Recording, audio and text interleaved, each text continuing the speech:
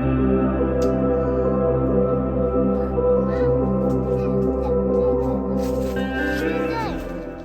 guys, it's Samantha. Welcome back to my channel. Today we're going to be doing a haul. So I don't know about you guys, but I have found that book shopping and reading are two different hobbies, and I'm afflicted with both.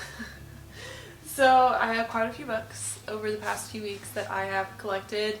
I just recently posted an unhaul, so I figured it was just only fitting for me to talk about the books that are about to be on my TBR card, since I got rid of some, you know?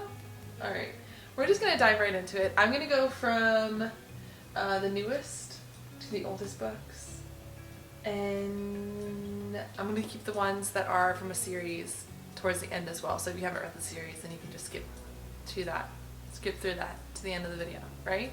Does that make sense? Alright, we're going to move on. The first book that I picked up is The Unbroken by C.L. Clarke. So this one is about a soldier who was stolen as a child, and she's in a conscripted army, and she goes back to her hometown, like her home planet, and when she is there she meets another rebel leader, and they join together to get into some shenanigans. Sounds good to me. I love the cover, really awesome. I've heard nothing but good things about this. Samantha Shannon, actually, who is another author, the author of The Priory of the Orange Tree, actually just pushed this on her Instagram, saying that it was amazing. It's one of the books that she actually was able to sit down and read recently, and so I am excited to dive into this. I also posted this on my Instagram and got a lot of comments about like, oh, you really should have picked that up on that last Barnes & Noble's trip, so I made a second Barnes & Noble's trip and went ahead and picked it up. So I'm excited about this one, and yeah. Alright, next we're just gonna slide right through these. So this one is The Jasmine Throne by Tasha Suri. This one is about a princess who is trapped in a temple by her brother, who is a leader, like a king. I don't know if it's specifically a king, but he's definitely like a political leader of this country, and he has put her away up in the temple. And then there's also Pyra, who is used to be royal, is now a maidservant. And just like, it's kind of interesting because just like The Unbroken, they apparently get together and unroot some stuff about their country and help with the uprising. There's rebels. Basically, this is just, there's magic, so this is a fantasy, and it's very female-centric from my understanding, and I'm very excited to read that. I've noticed, this is what, Orbit? Yeah, Orbit Fantasy has been publishing a lot of like female-centric fantasy books in settings other than the Middle Ages, like medieval time frame. And I really appreciate that. I think it is a very interesting dynamic, and I love picking up books that are like that. We need to like continue with that trend in publishing. I absolutely love it. Alright, the next one, Persephone Station by Stanula Leaked. I didn't actually look that up beforehand, but Persephone Station. So this is a sci-fi. I have to tell you, this was definitely a cover buy. I was walking by the bookshelf and I was like, what is this pink book doing in the sci-fi section? Not only like, what is this pink book doing in the sci-fi section, but what is this pink book with like a really cool robot looking chick on the front? So 100% cover buy. Kudos to the publisher for that one. I'm going to read the tagline for this one because obviously with it being a cover buy, I looked at the cover and then I flipped it over in the back, and this is the tagline for this book. The vibe is Casablanca meets the Magnificent Seven meets the Mandalorian. And if that doesn't intrigue you, you might want to check your pulse. So yeah, like, I needed this. I need this in my life. I need more Mandalorian. I need more romantic Casablanca vibes. Like, I'm about this. So basically this is about an ex-Marine named Angel, and she's hired by an owner of a bar to do a job that results in the planet being threatened. So that's like completely vague, but also really intriguing. I don't know what else is, but yeah, I'm excited about this one. It's also one of those floppy paperbacks that y'all know I'm about. The next book was a cover buy as well. This one was from my used bookstore. I went in with my son and we were in like the middle grade children's section, and I saw this cover and I read this title, which is On the Edge of the Dark Sea of Darkness, and I was like, yeah, I need to pick this up. This is about a group of kids, 3 kids, and they are against another group of kids. It's like a quest styled. They're both racing to find this like lost jewel for some reason. I have to read this as well. It's not quite a tagline. But this one says, quirky characters in the world of wonders, from the edge of the dark sea of darkness to the deadly Glipwood forest and beyond, set the stage for this epic adventure that includes original songs and poems, an ex-pirate grandfather, toothy cows and real sea dragons, tours of Inkle Jelly Manor and Pete the Sockman's treehouse, suspenseful legend and fascinating lore, genuine recipes for maggot love, and authentic hand-me-down drawn maps. So this just seems like this is gonna be a really cute, nostalgic ride of just absolute silliness, and I am all about it.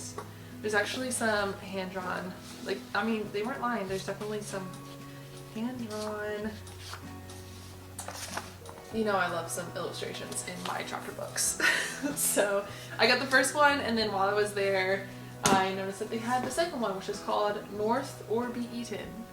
So I'm intrigued. I think this will be great for like when I need a break from all of the extra nonsense that I like to read, between dark romances and the heavy high fantasy and the sci-fi. I think this will be great. I think this will be a great breakup. We'll put this with like the graphic novels as far as like when I need a breath. Alright, the next book was also a cover by. This is A Magic Steeped in Poison by Judy I. Lin. So I saw this on another person's Instagram that I follow, and she ranted and raved about it, so obviously it was on my radar, and then I saw it was for sale on Amazon, and I was like, okay, I'm gonna go ahead and pick this up. I think the second one in this book, I believe it's a duology, just came out, but this one, I remember even in like the review on Instagram, they mentioned that this is very tea-centric, and I love tea, and I love everything about tea, and I was like, this was meant to be. This one is about Ning, who accidentally brews a tea that kills her mother and poisons her sister.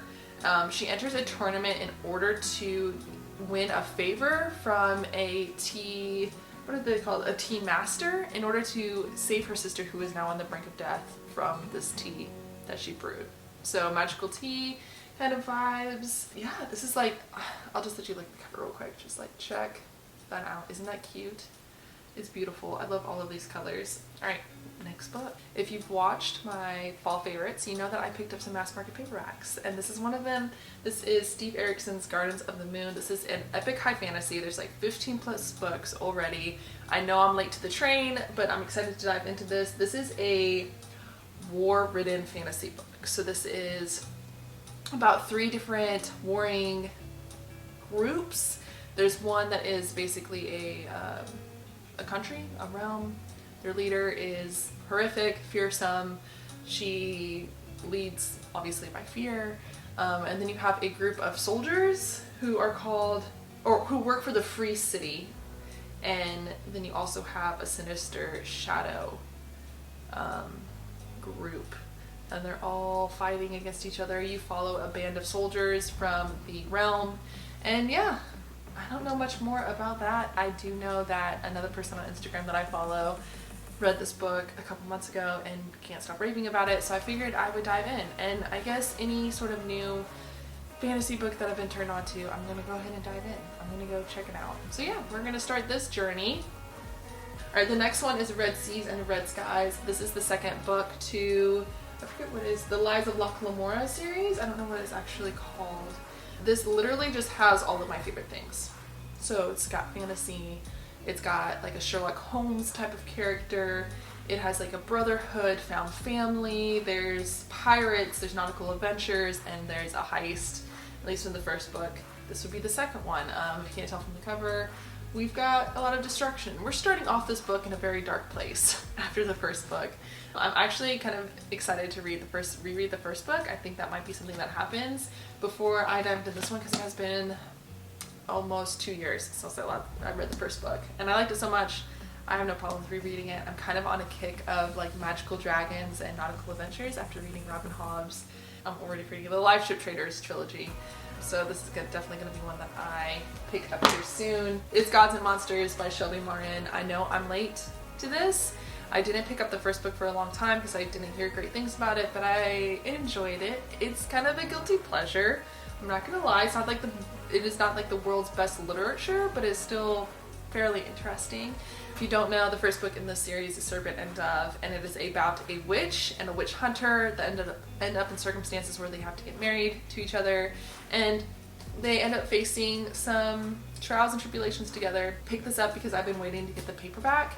I absolutely hate it when publishing companies do that, by the way, just FYI.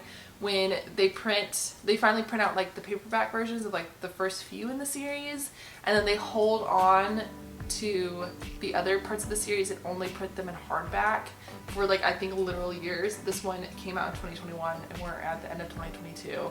It finally came out of paperback so I can read it. Yeah, I absolutely hate that. Can we stop doing that? Can we be like the UK and just like publish both paperback and hardback? Because like, I get that publishers want to make the most money and make people pay for the hardback, but it's really just a preference. And I don't know why they don't understand readers well enough to know that it's really just a preference. I like paperbacks. That's it. I don't really care that it's cheaper. I just like the paperback. But anyways, done with that rant. Gods and Monsters is now on the forte for the TBR card. The next two books are Book of the Month picks from the last 2 months. This is this month's pick. This is October 2022's pick. It's called Sign Here by Claudia Lux. This is a demon who does deals, has to make his final deal before like reaching some sort of promotion, and he is trying to convince somebody in this family has to sign a deal with him in order for him to reach his promotion, and it's just his journey in that adventure. This was an automatic buy this month. Yeah, I'm glad they had this book because the other books, like, I was like, I don't know if I like that so much. Another book that I am currently in the midst of reading is Other Birds by Sarah Addison Allen. So I read Garden Spells by Sarah Addison Allen when I was a preteen and absolutely loved it. I think I read it like 3 or 4 times. It definitely had nothing to do with the sex scene garden scene in that book. It definitely did. So I picked up this book. This gives off Gilmore Girls meets cozy mystery vibes, and I'm all about it. Basically, a girl's mother ends up passing away. She inherits her condo on an island. She's 18, she travels there, and she meets a bunch of different weird characters, and she's in a very like magical, weird place. So there's some fantasy, some like ghost aspects, some, I guess, like magical realism is the word that I'm looking for. And one of her neighbors dies, and you get thrust into like a mystery of how that person died. Is it a murder? Is it an accident? You're slowly learning about all these different characters and their backstories. You got lots of different POVs, and it is very intriguing. It's definitely a book that I could see sitting down and reading in one sitting. So I'm excited to finish reading this one, and it will be in my wrap up for sure.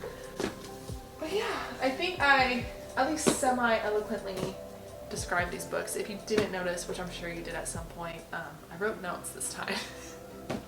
We're getting better, right? I don't even know if I'm supposed to like tell you guys that, but it is what it is. Otherwise we would just be doing another like vibes haul where I literally just tell you the vibes that I'm getting from these books.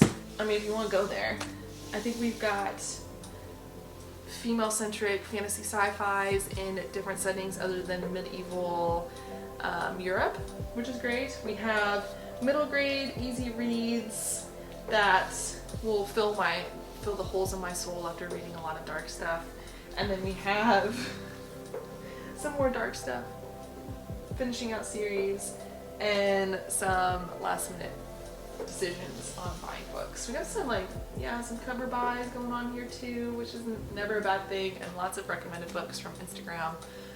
So yeah, I am excited to get into these books. They're gonna go on to, I don't know if you can see it, my TBR cart over here that's getting a little bit bare. I did that on haul and it's getting a little bit bare. But yeah, that's it for today. Hopefully you guys enjoyed me rambling about books. Hopefully I got some synopsises either correct or I explained it a little bit better than normal. We'll see. We'll see. But yeah, that's it for today. So I will see you guys next time, and you guys have a lovely day, evening, afternoon, wherever you're at. And yeah, bye.